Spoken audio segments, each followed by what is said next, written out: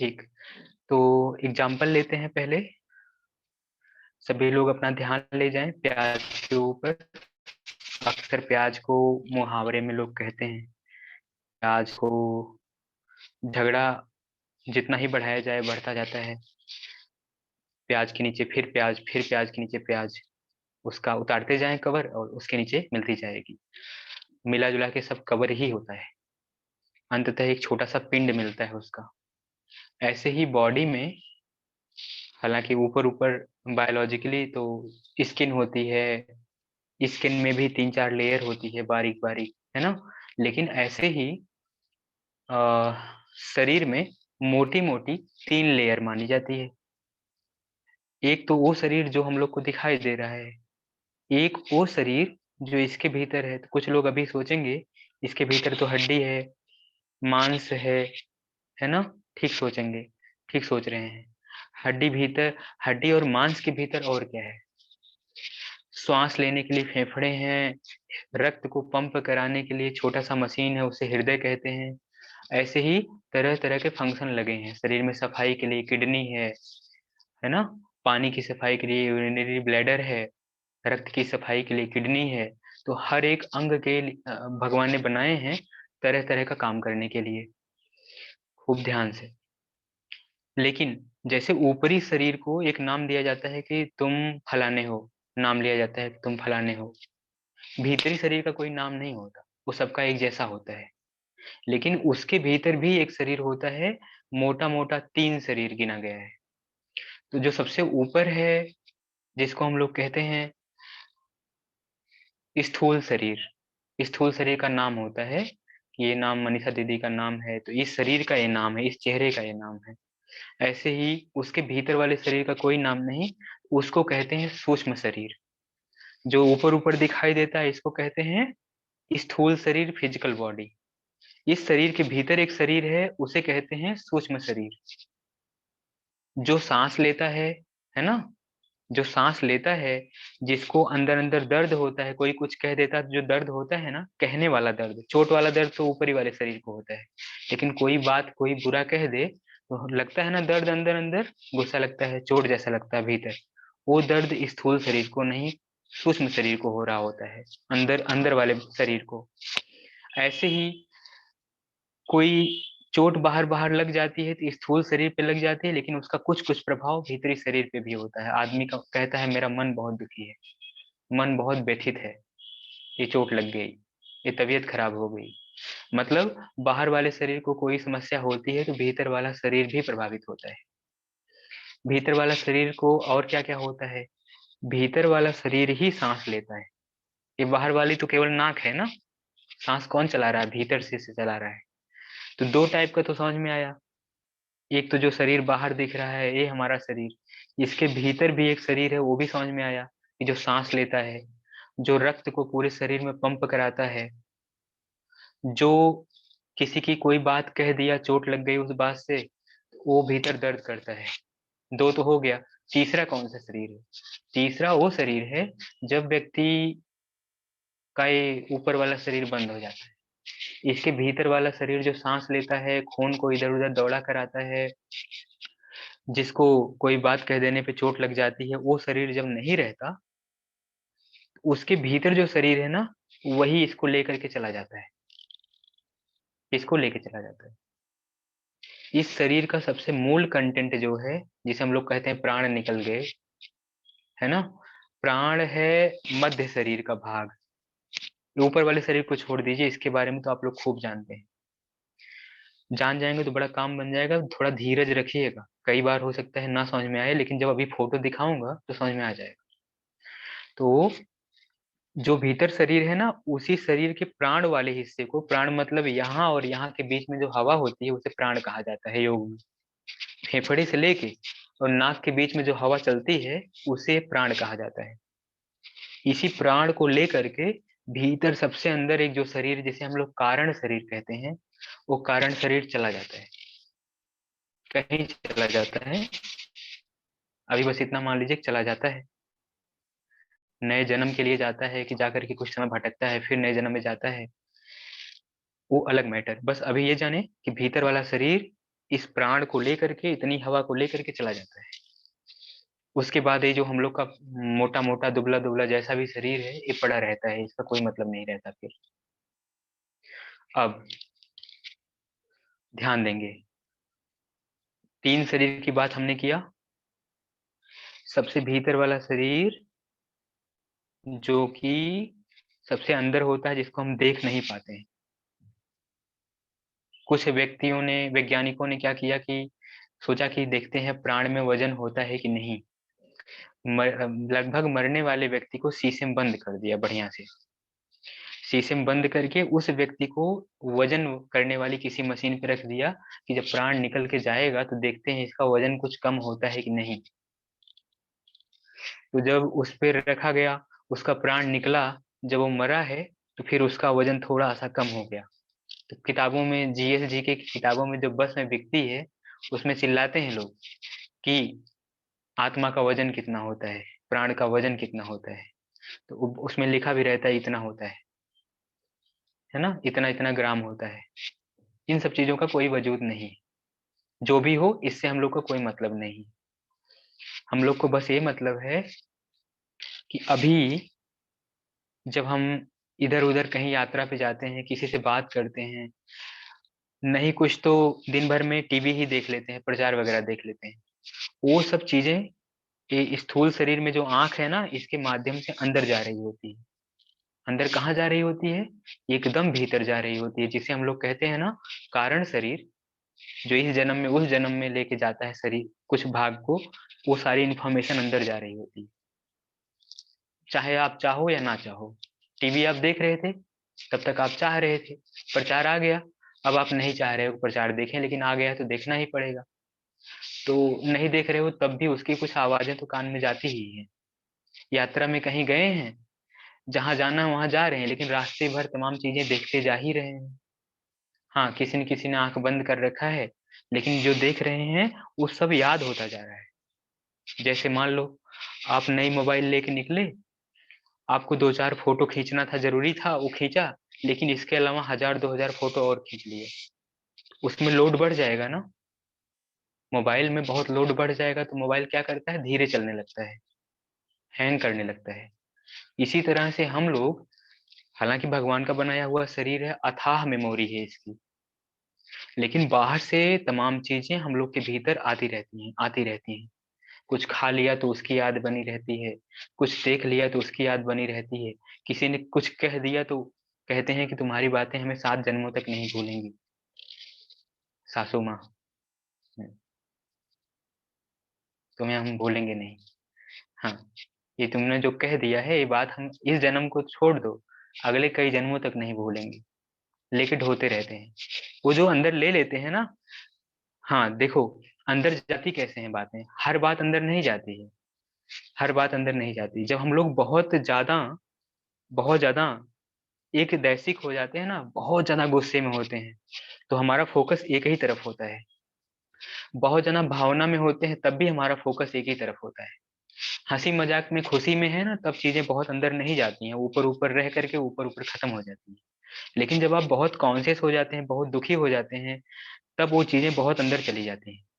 इसीलिए दुख में जो हम लोग वियोग करते हैं, दुखी रहते हैं, परेशान रहते हैं, वो दुख और परेशानियां कारण शरीर में अंदर चली जाती हैं, मतलब बहुत भीतर चली जाते हैं। तो इस जन्म में भी दुखी, अगर कुछ लोग उसी में परेशान होकर सुसाइड कर लेते हैं, सोचते हैं अब हम जो है रस्सी से लटक जाएंगे, सारा बवाल ही खत्म। बवाल नहीं खत्म, बवाल और तेजी से शुरू हो जाएगा। वो जो भी हमने यादें इस जन्म की रखी है ना, वो सब ले करके कारण शरीर अगले जीवन में, अगले किसी शरीर में चला जाएगा। सारी यादें, मेमोरी भी अगले जन्म में जाती है। तो इसका मतलब तो ये हुआ कि बच्चा पैदा हुआ, थोड़ा बड़ा हुआ, और कहते मम्मी तुम मेरी असली मम्मी नहीं हो, इसके पहले तो मैं कहाँ पैदा हुआ था, राजस्थान में पैदा हुआ था, जयपुर में पैदा हुआ था, गली नंबर 13 में पैदा हुआ था, मेरा घर पीले रंग का है, मुझे सब याद है। तो मेमोरी होती है, पिछले जन्मों की मेमोरी होती है, लेकिन वह सुप्त अवस्था में पड़ी रहती है, और उसका सुप्त पड़े रहना ही ठीक है।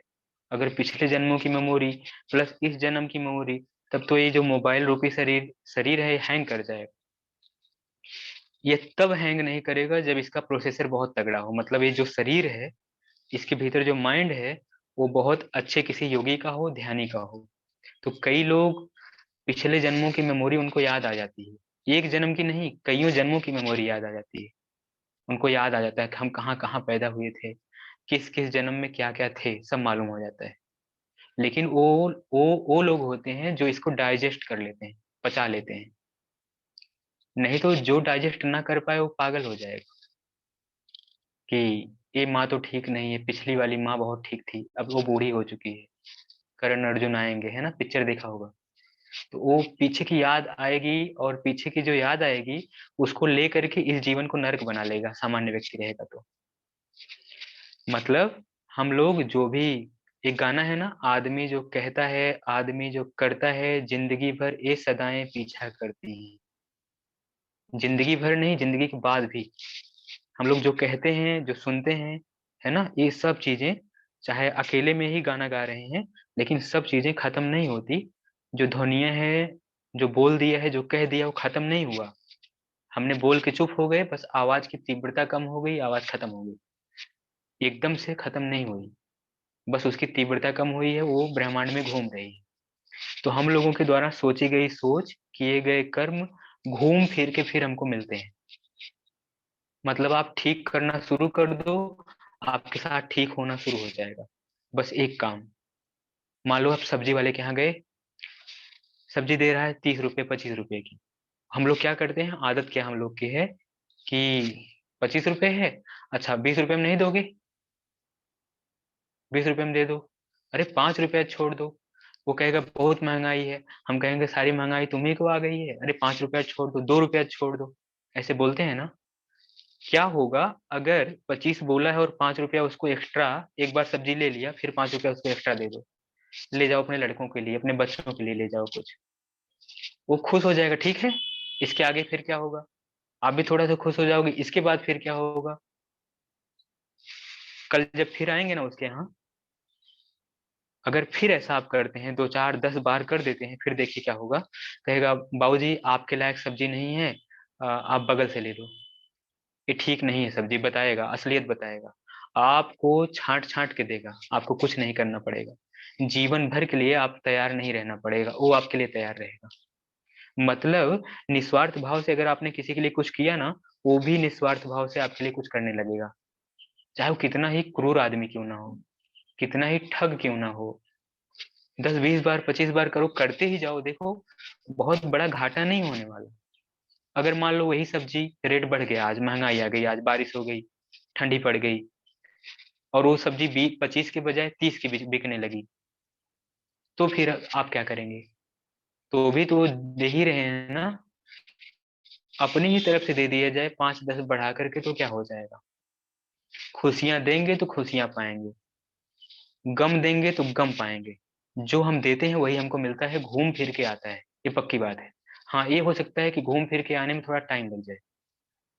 अगर हम सुख शांति दे रहे हैं, प्यार दे रहे हैं, तो वही चीज मिलेगी। ये छोटी बात थोड़े ना है, सबसे बड़ी बात है। तो ये जो बोने का काम है ना, बीज बोने का काम अपने भीतर ही कर रहे होते हैं। ये तो सब बाहर का प्रक्षेपण है कि किसी सब्जी वाले को दे दिया, किसी और को दे दिया, किसी और को दे दिया, लेकिन भीतर उसका प्रभाव पड़ता है। इस स्थूल शरीर का काम, इस हाथ भगवान ने हाथ दिया, इस हाथ से कर्म किए, कुछ कुछ पैसे आपके पास आए, कुछ भी चीज आपके पास आया, इस हाथों से किए गए कर्मों का परिणाम हमारे पास आया।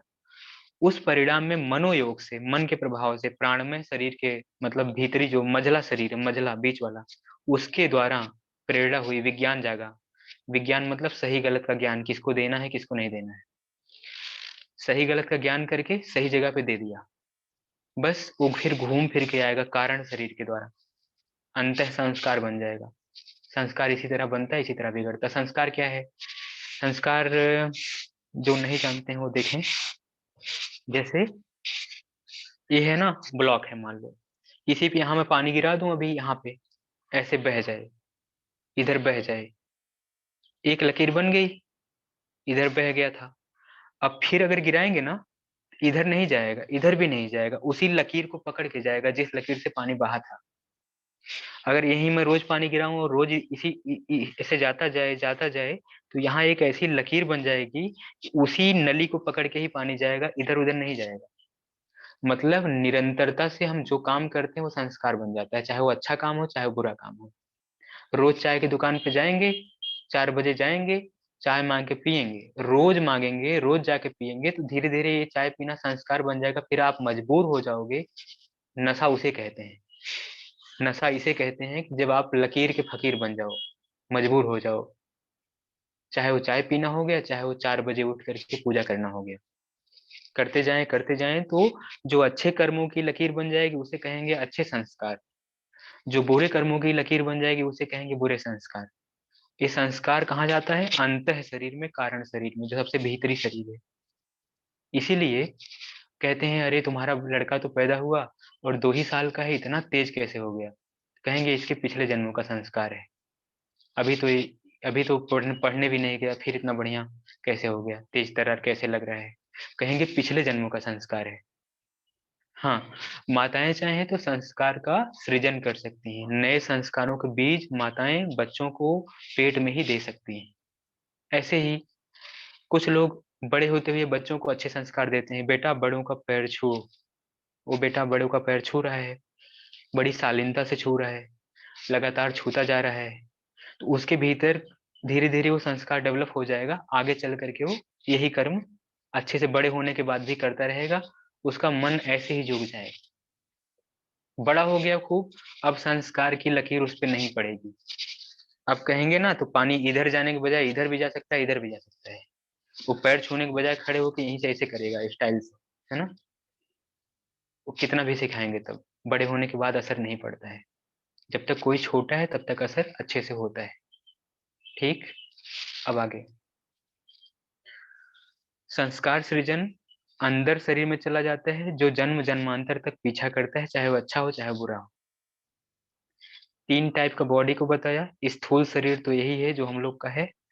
अब जो भी संस्कार अंदर चला गया है वो स्थूल शरीर पे आके दिखाई देता है। जैसे बच्चों को सिखाया था, अच्छे बचपन में संस्कार दिए थे, तो बड़ा हुआ तो उसका स्थूल शरीर दिखाई देता है वैसा। अब भीतर अगर बुराइयों का संस्कार पड़ा है, बीमारियों का संस्कार पड़ा है, बुरी आदतों का संस्कार पड़ा है, तो यही शरीर में आके दिखाई देता है, ऊपरी वाले शरीर में बीमारी के रूप में। घुटने का दर्द है, सिर दर्द है, माइग्रेन है। बचपन में पैदा हुआ कोई तो इसकी एक आंख एक आंख नहीं है, 2 आंख नहीं है, एक पैर नहीं है, तो लोग कहेंगे इसके पिछले जन्मों के संस्कार है ना?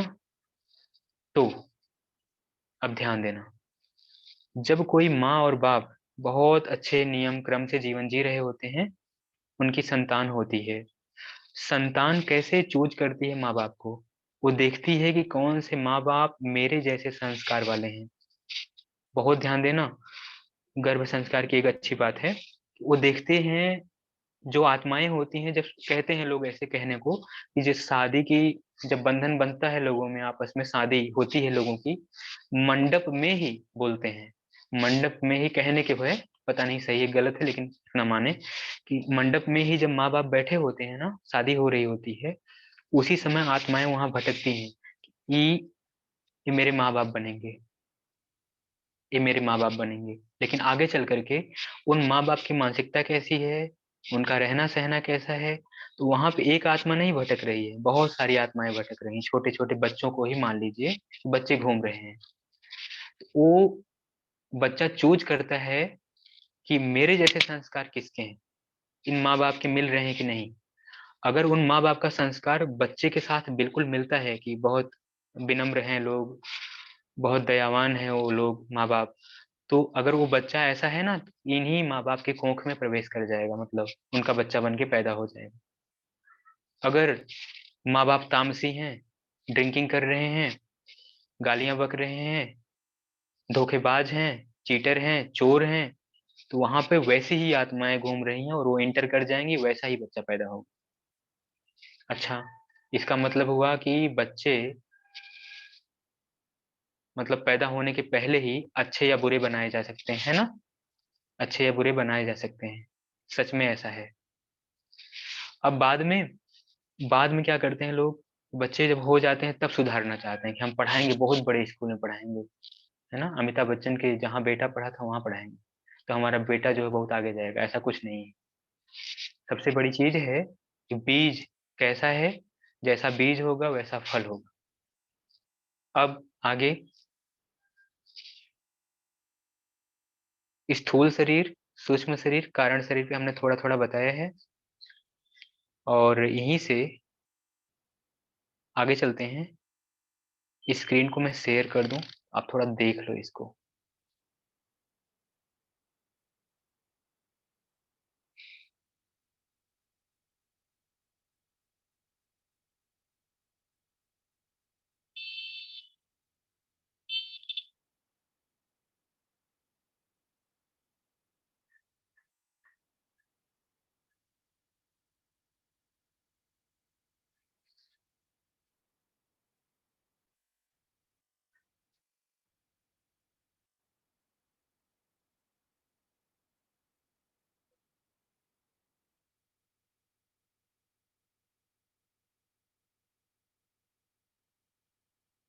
मैं थोड़ा सा माइक ऑन कर दूं, मुझे आप लोग बता देना, आप लोग को दिखाई दे तो। किसी एक का नाम लेता हूँ, वही मुझे बता देना अपना माइक ऑन करके। रिजबा दीदी माइक ऑन करो, मुझे बताना कि स्क्रीन दिख रही है कि नहीं दिख रही है। 1 मिनट। हो गया। अब मैं इसको चालू कर रहा हूँ।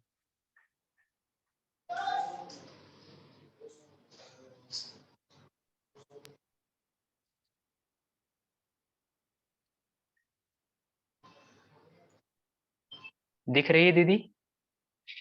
जूम करिए। हाँ, जूम कर रहा हूँ। बस बराबर। ठीक, ओके। तो आप लोग देख सकते हो, पंचकोश एंड 3 बॉडीज कनेक्शन। केवल अभी 3 बॉडी पे ध्यान देंगे। एक सबसे नीचे सोया हुआ शरीर है, जो अक्सर जब लोग नहीं रहते हैं तो उनका मृत शरीर पड़ा रहता है। और उसके भीतर जो एक शरीर है बीच में दिख रहा है, वही है सूक्ष्म शरीर। पहला वाला है जो नीचे पड़ा है, वो है स्थूल शरीर, जो लोगों का पड़ा हुआ रहता है। इसके भीतर से, स्थूल शरीर के भीतर से सूक्ष्म शरीर निकल जाता है। और सबसे ऊपर जो है वही है कारण शरीर। 3 टाइप का बॉडी होता है। इसको आप लोगों ने देख लिया। अब इसके बगल में यहाँ छोटा छोटा लिखा हुआ है कि जो अंदर अंदर की जो चोट लगती है, भीतर कोई कोई बात कह दे, तो ये मध्य वाला जो शरीर है, बीच वाला, इसको दर्द होता है, पेन होता है। कोई बात बहुत अच्छी लगती है तो भीतर भीतर खुशी होती है। कोई दुख हो, सुख हो, तो फील होता है अंदर अंदर। और हम लोग कुछ देखते हैं, सुनते हैं, कहते हैं तो सेंस करते हैं उसको, ये भी दिया है, इसमें लिखा हुआ है, बीच वाले के सामने लिखा हुआ है। ठीक है। और सबसे ऊपर जो है इसमें क्या लिखा हुआ है? अनुभव, एक्सपीरियंस, मेमोरी, हैबिट, इंफॉर्मेशन।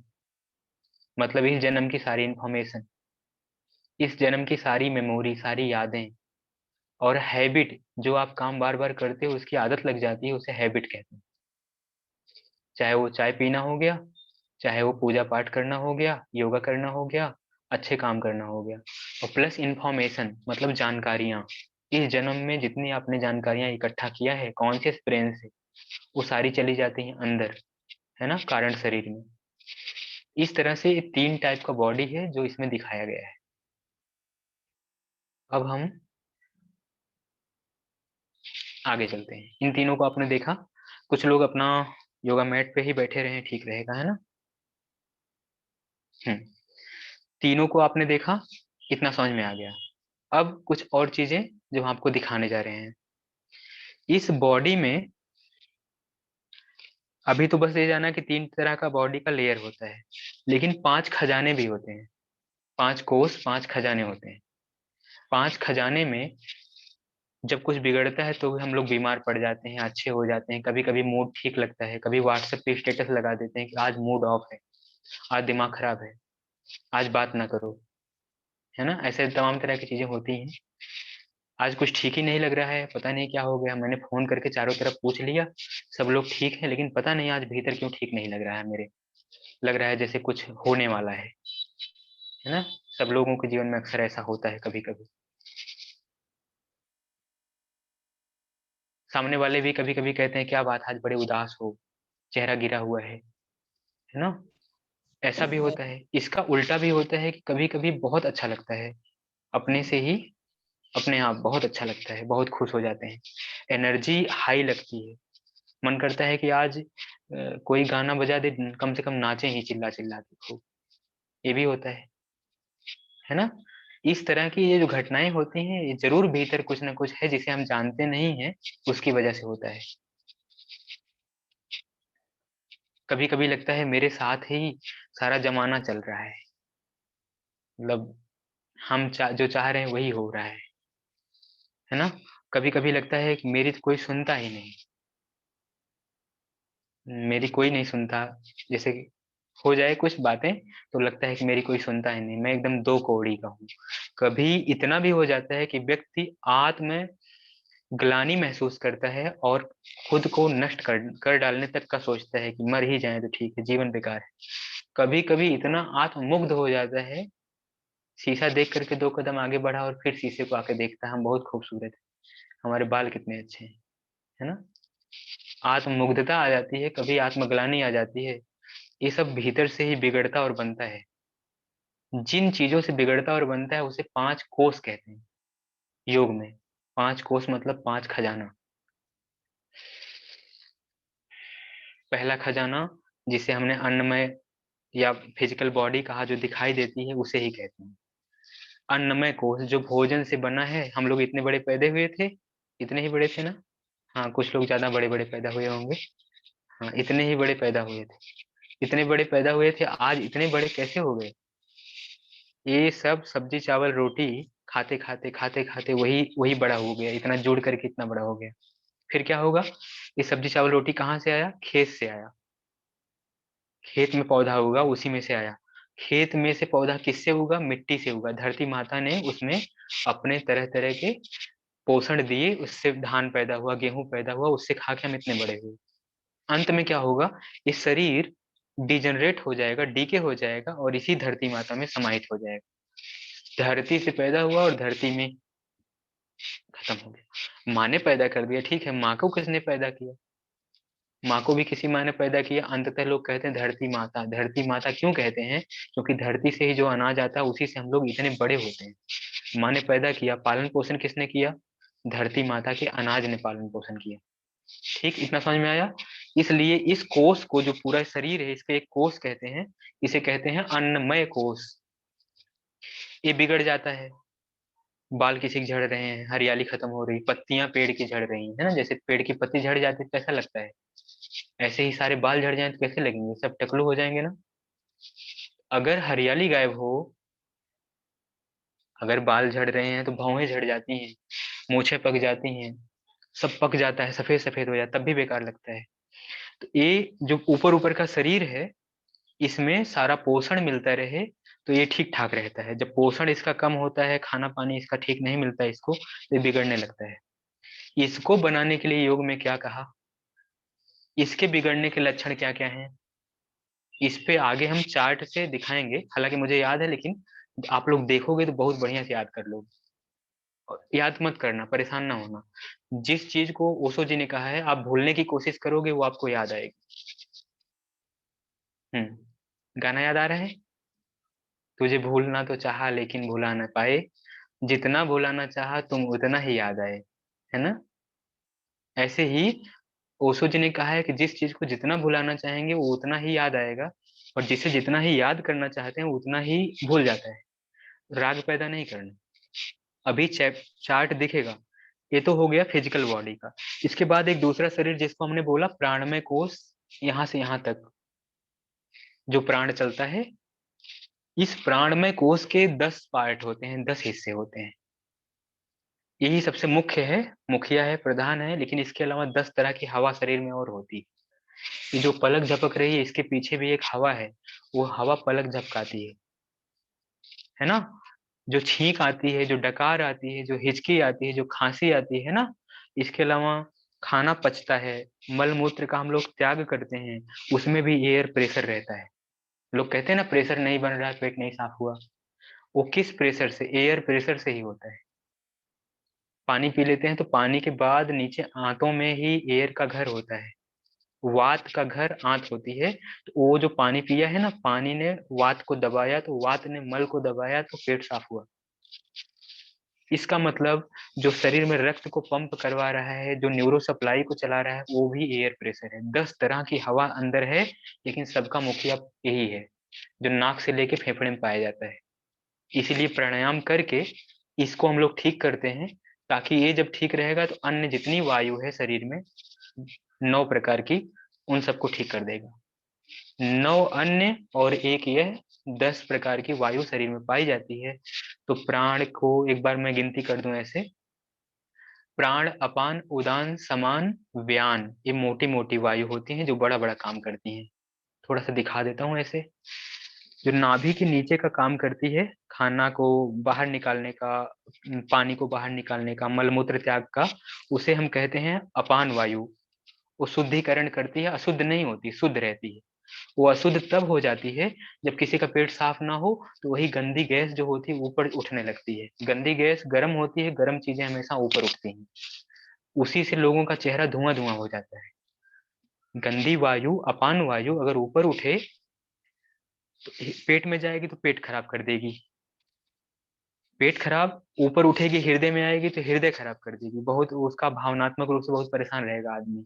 मतलब उसका जो वैचारिक कनेक्शन है ना, रिश्ते रिश्ते खराब होने लगते हैं। अगर किसी का पेट खराब रहे तो रिश्तों में बहुत मिठास नहीं रह पाती, चिड़चिड़ापन आ जाता है। और उसी वायु का प्रेशर अगर ऊपर उठे, दिमाग खराब हो जाता है। कई लोग कहते हैं गैस सिर पे चढ़ गई है, बहुत भयावह स्थिति होती है, बहुत नुकसानदायक होता है। वो केवल ये नहीं कि दर्द हो रहा है सिर, बल्कि खोपड़ी की वाट लगा दिया है, सोचने समझने की क्षमता खराब कर दिया है, क्योंकि दूषित वायु ऊपर चढ़ गई है। ये हो गई अपान वायु। एक हवा होती है पेट में बेचारी, बड़ी अच्छी होती है, ये केवल यहाँ फेफड़े से नीचे और नाभि के बीच में पाई जाती है। ये खाना पचाने का काम करती है, उसका नाम होता है समान वायु। एक वायु होती है यहाँ गले से ऊपर की ओर, जो बोलने में मदद करती है, सोचने में मदद करती है, उसका नाम होता है उदान वायु। सोचने में, निगलने में, है ना, वो मदद करती है, उसका नाम है उदान वायु। खाना खाते हैं उसको अंदर निगलने में, बोलने में, सोचने में, वही मदद करती है। अब एक हवा होती है जो पूरे शरीर में होती है, वह शरीर में रक्त दौड़ाती है पकड़ के, चलो इधर चलना है उधर चलना है, और न्यूरो सप्लाई करवाती है, उसका नाम है व्यान वायु। ये हो गई 5 मुख्य वायु, लेकिन इनका प्रधान क्या है? प्राण वायु, जिसको हम लोग प्राणायाम से सही करते हैं रोज। अगर ये ठीक रहेगा तो अन्य सबको ठीक रखेगा। ठीक।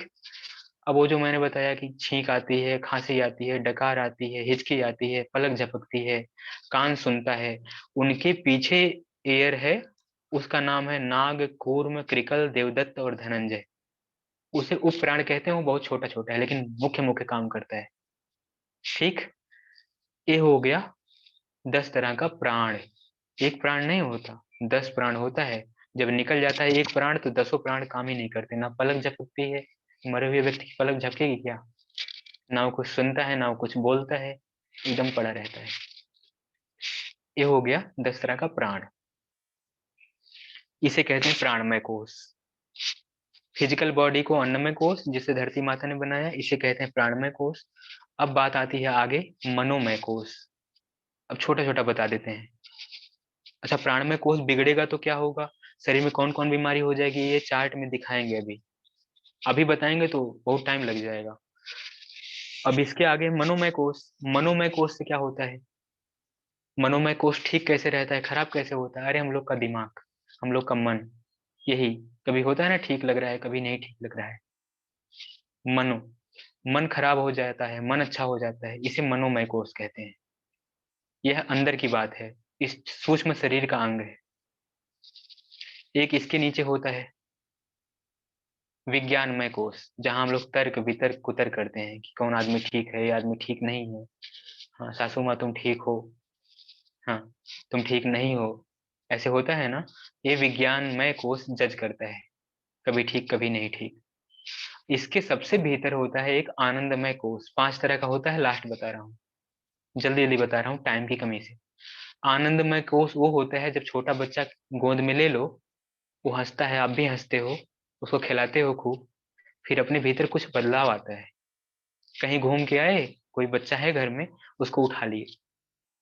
जैसे बचपन में हम खिलौना खिलाते थे, आज उस बच्चे को खिलाते हैं तो मतलब हमारा ये खिलौना है। हम भले बड़े हो गए, लेकिन आज वो हमारा मन बहलाता है। आज हम मंदिर जाते हैं तो कुछ शांति फील होती है, वो हमारे आनंदमय कोष का भोजन है। न जाने कितने लोग इतने बिजी हो गए हैं आजकल कि ना बच्चा खिलाएंगे, न मंदिर जाएंगे, ना पौधों को पानी देंगे, आनंदमय कोष बेकार कर डालेंगे। आनंद भीतर है ही नहीं, और बस कपिल शर्मा का शो देखेंगे, दांत फैलाएंगे, लेकिन भीतर से खुशी उनको नहीं आएगी। बाहर बाहर खुशी हो जाएंगे, भीतर से उनको कोई प्रभाव नहीं, भीतर एक खालीपन रहेगा, एक कसक रहेगी। ऐसे ही लोग दोस्त ढूंढते हैं, ऐसे ही लोग कोई साथी ढूंढते हैं। डिप्रेशन वाले मैक्सिमम कहते हैं कि मुझे अगर उस लड़की ने साथ दिया होता तो मेरा ये हाल ना हुआ होता। लड़के कहते हैं इस तरह, लड़कियां कहती हैं कि वो मुझे धोखा दे दिया, अगर अगर वो मेरा साथ दिया होता तो मेरा दिमाग ठीक रहा होता। मैंने ऐसा कई बार एक्सपीरियंस किया है, कई लोगों से संपर्क में है कुछ डिप्रेशन वाले, तो ऐसा लगता है। वो लोग सहारा ढूंढते हैं क्योंकि वो भीतर अपने नहीं खोज पाते कि हमारे भीतर कमी क्या है, वो बाहर से सहारा ढूंढते हैं। बहुत सारे परेशान लोग, बिजनेसमैन लोग कहेंगे चलो कश्मीर घूम आते हैं, थोड़ी बेचैनी हो रही, ठीक लगने लगेगा, है ना। हाँ, चलो यहाँ घूम आते हैं, वहां घूम आते हैं, खूब घूमने जाएंगे। अंत में फिर जब घर आएंगे तो फिर वैसे ही वाट लग जाएगी, दिमाग खराब। क्योंकि अपने भीतर जा ही नहीं रहे हैं, बाहर जा रहे हैं। आनंदमय कोष कमजोर पड़ गया है। इस तरह का 5 कोष होता है। अब जरा इन्हें एक नजर देख लो कि ये बिगड़ता है तो इसका लक्षण क्या है और ये बनेगा कैसे। हमारे भीतर क्या बिगड़ा हुआ है अभी आपके सामने आएगा। आप खुद देखना कि आपका क्या बिगड़ा हुआ है और ये बनेगा कैसे, बिगड़ा कितना है, कम बिगड़ा है, ज्यादा बिगड़ा है, ईमानदारी से देखोगे समझ में आ जाएगा। हाँ, चिंता मत करना, मैं वो आपको भेज दूंगा, सबको पूरे ग्रुप में जाएगा। तो शेयर करते हैं।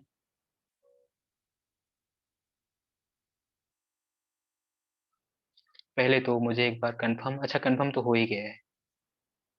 बस आप देखो, इधर देखो, इधर उधर नहीं देखना है, हमारी तरफ देखो।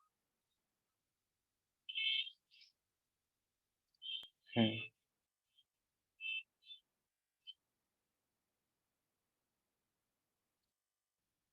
ये रहा। इसको ध्यान से देखिए, 5 कोष शुद्धिकरण साधना। ये 5 कोष शुद्ध कैसे होगा, इसकी साधना इसमें दिया गया है। पहला कोष जो हम लोग का शरीर होता है, जिसे अन्नमय कोष कहते हैं, जो हम लोग का ऊपर ऊपर शरीर है, यह है, अगर ठीक रहेगा तो निरोगी रहेंगे, है ना, कोई रोग वोग नहीं रहता है, जीवन लंबा रहता है, दीर्घ जीवन रहता है, चिर यौवन, मतलब लंबे समय तक युवा रहेंगे, बूढ़े नहीं लगेंगे। इसका उपाय क्या है अगर ये बिगड़ा हुआ है तो? योग आसन करें, उपवास करें, तत्व शुद्धिकरण। तत्व शुद्धि मतलब पंच तत्व शुद्धिकरण करें। अपने भीतर अग्नि, जल, वायु, जिनसे हम लोग का शरीर मिलकर बना है, उस उन 5 तत्वों का शुद्धिकरण करें। तपस्या क्या है? विषम से विषम दशा में सम बने रहने की क्षमता। ठंडी पड़ रही है, कंबल लपेट के हमेशा घूमेंगे तो तपस्या नहीं है। हाँ, अब नेक्स्ट अभ्यास, नेक्स्ट दिख रहा है प्राणमय कोष। प्राणमय कोष जो सांसों से जुड़ा है, जो 10 प्रकार का हमने बताया कि पलक झपकना, हिचकी आना, डकार आना, खाना पचना, खाना का शरीर से बाहर निकलना, उसे कहते हैं प्राणमय कोष। प्राणमय कोष में है, लाभ इसका क्या है? अगर ये ठीक है तो लाभ ये होगा कि हम लोग ऐश्वर्यशाली रहेंगे, पुरुषार्थी रहेंगे, मेहनती रहेंगे, ओज तेज बढ़ा हुआ रहेगा, निस्तेज नहीं रहेंगे, चेहरे पे ओज रहेगा, चमक रहेगी, यश रहेगा। यश कीर्ति मतलब लोगों के द्वारा आपका सम्मान मिलेगा, चारों तरफ आपका नाम फैलेगा। अगर प्राणमय कोष आपका ठीक है, नहीं ठीक है तो सोच लें कि अगर नहीं ठीक है तो इसका उल्टा हमारे भीतर क्या क्या है। और अगर ये गड़बड़ है, इसको ठीक करने का उपाय क्या है? प्राणायाम है, बंध लगाना है और मुद्रा लगानी है। अब तीसरा है मनोमय कोष। मन अगर खराब है तो उसका क्या क्या देखेंगे, और ठीक है तो उसका क्या है, लाभ दिखाए है। लाभ इसमें लिखा है कि आकर्षक व्यक्तित्व रहेगा।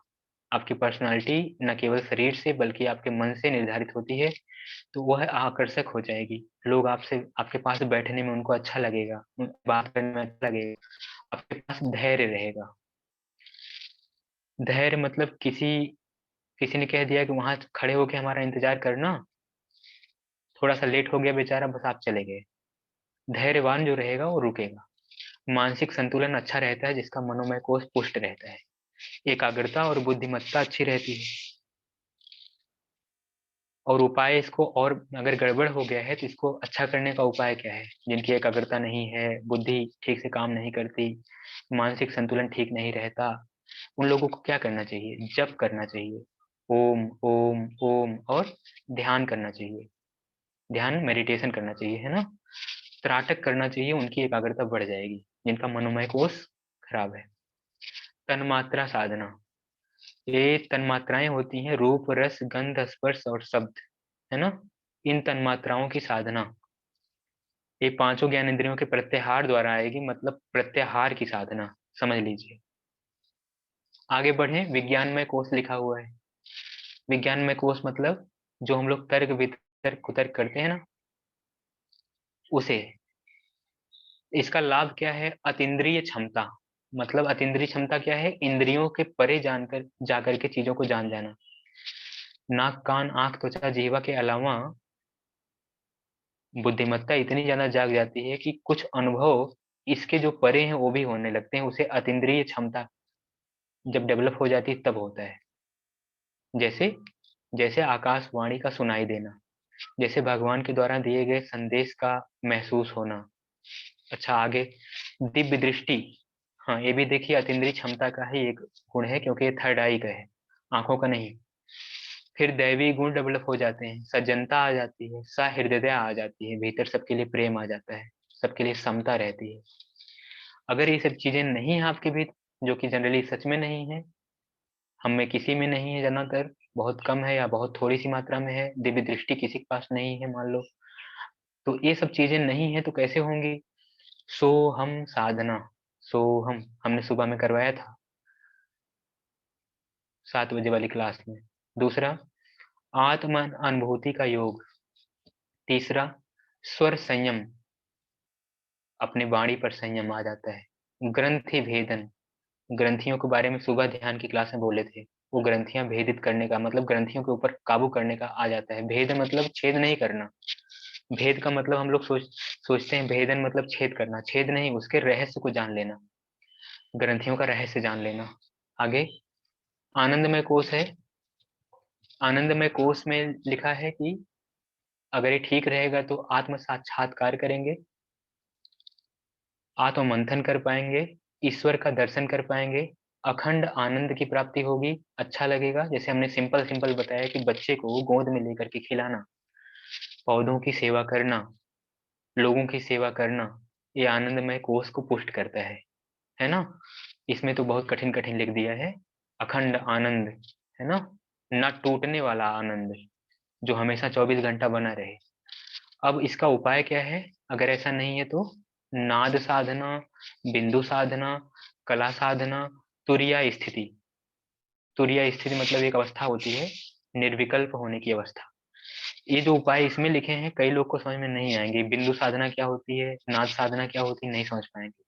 तो हम बस इतना बता रहे हैं कि मंदिर जाना, पौधे की, बच्चों को खिलाना, उनकी सेवा करना, गरीबों की मदद करना, ये मोटा मोटा उपाय आप समझ लीजिए।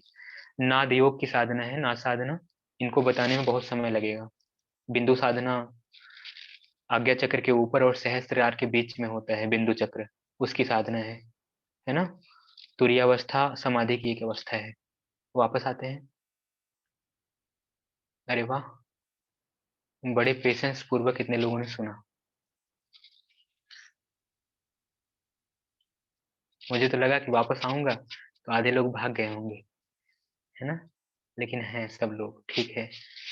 इस तरह से ये 5 कोष में हम लोग का शरीर बटा हुआ है, 3 भागों में हम लोग का शरीर बटा हुआ है। इसी तरह अंदर से बिगड़ जाता है और बाहर से दवा खाते हैं जो कि काम नहीं करती। भीतर जाके चेंज करेंगे तो काम करेगा। यही योग विज्ञान है, यही योग की असली साइंस है। इसीलिए इसके आगे सब साइंस फेल है। दवा खा के ऊपर ऊपर ठीक कर लेंगे, कर्म संस्कार थोड़े न काट पाएंगे। पिछले जन्मों का जो संस्कार है उसको तो भोगना पड़ेगा। एक बीमारी ठीक करेंगे दूसरी आ जाएगी।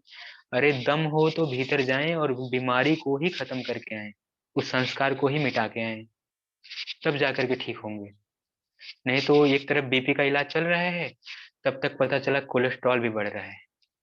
इसका भी इलाज करने लगे तब तक पता चला कि डायबिटीज भी हो गया। ऐसे ही चक्री प्रक्रम चलता रहता है और हम लोग भी चक्कर लगाते रहते हैं 84 लाख में। ठीक नहीं होता सब। नसीब से कोई गुरु महाराज मिल जाए ठीक ठाक, दया भाव आ जाए, सही माता पिता की कोख मिल जाए, वहीं से कर्म संस्कारों की निर्जरा होने लगती है। सबसे सौभाग्य की बात, आप योग ध्यान को जानते हो, पूजा पाठ की गहराइयों को जानते हो, इससे बड़ा और कोई रहस्य नहीं है। इसको अगर अच्छे से जानते हो तो एप्लीकेशन प्रूफ, लॉन्ग टर्म नहीं, 1-2 साल में ही ऐसा सोच के चलें कि 1-2 साल में हम अपने कर्म संस्कारों को काट डालेंगे, सारे संस्कार कट जाएंगे, हम स्वस्थ हो जाएंगे। इस तरह से, ये नहीं कि बूढ़े हो जाएंगे तब साधना करेंगे, अभी तो हम जवान हैं, अभी पार्टी करने की उम्र है ना, तब कुछ नहीं होगा। इतनी ही क्लास थी।